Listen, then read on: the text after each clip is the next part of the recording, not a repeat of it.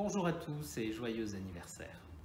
José Maria Kéros, je m'adresse à vous depuis le site de l'Institut français de Turquie à Izmir, l'ancienne Smyrne, sur les bords de la mer Égée où je suis actuellement en poste. Je tiens à vous remercier de cette initiative qui me permet de vous redire combien je reste attaché à Iași, à Jassy, comme l'on disait en d'autres temps. J'y suis resté pendant 5 ans, de 2007 à 2012, et comme vous le savez, ce furent 5 années riches et passionnantes. S'il en fut ainsi, ce fut grâce à tous les partenaires avec lesquels nous avons réalisé tant de projets.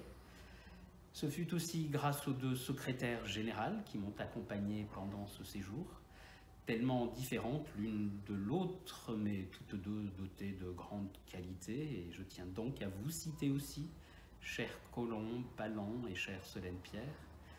Et enfin, ce fut surtout grâce à vous tous qui composez cette formidable équipe du CCF. Ce que j'ai emporté avec moi et qui demeure en moi, plusieurs choses. D'abord des lieux, comme cette centrale à charbon qui chauffait toute la ville et la chauffe peut-être encore, et qui la nuit venue ressemblait à un monstre exposant ses entrailles. Comme cette passerelle improbable qui part de la gare, enjambe les voies ferrées, passe au-dessus des locomotives et des wagons éventrés, et puis qui arrive dans ce quartier fait exclusivement de blocs scellés, mais que je trouvais tellement poétique. Et puis comment ne pas le citer, ce cimetière juif, mémoire d'un autre temps et d'une histoire tellement douloureuse, avec ses tombes à perte de vue et sans oublier la vieille dame et ses chiens qui le gardaient.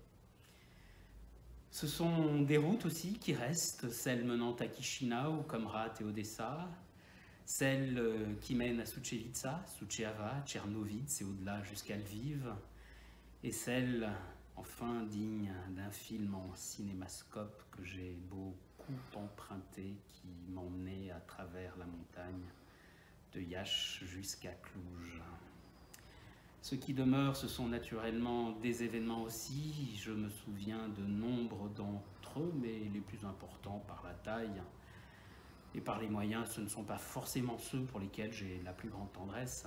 Aujourd'hui, je préfère me souvenir du premier, organisé en arrivant en 2007, avec la première venue à Iași en 2007 du regretté François Weiergans, et des longues soirées partagées avec lui, avec les amis écrivains Dan Lungu et Florine Lazarescu. Des échanges avec le tout aussi regretté Pierre Paché, que ce soit à Iași ou à Paris, en compagnie de celle qu'il nommait dans ses conversations à Jassy, la jeune Magda, et qui pour moi reste très chère. Je veux aussi me souvenir du cycle de concerts autour de la musique baroque, et vous savez mon goût prononcé pour ce genre musical, avec la venue entre autres de Amandine Bayer ou de Mira Glodeanu. Et puis je veux me souvenir aussi des mises en scène de notre ami et artiste combattant Benoît Witz, de ses mises en scène au théâtre Lucia Faroul. Ce qui reste enfin, ce sont surtout des personnes, des amis, car ce métier, c'est avant tout une aventure humaine. Je ne peux pas toutes les citer parce que je ne veux oublier personne. Cependant, il y a un nom qu'il me faut dire. C'est celui de Pavel, et vous savez pourquoi. Parti trop tôt, à l'âge de 14 ans. Alors quand je pense à Iași, je ne peux pas m'empêcher d'avoir une pensée pour lui et pour sa famille. Et enfin, il me faut surtout vous citer, vous tous, vous qui composez cette équipe du CCF ou qui avez fait partie de cette équipe, de cette aventure du CCF de Iași, devenu l'Institut français de Roumanie à Iași.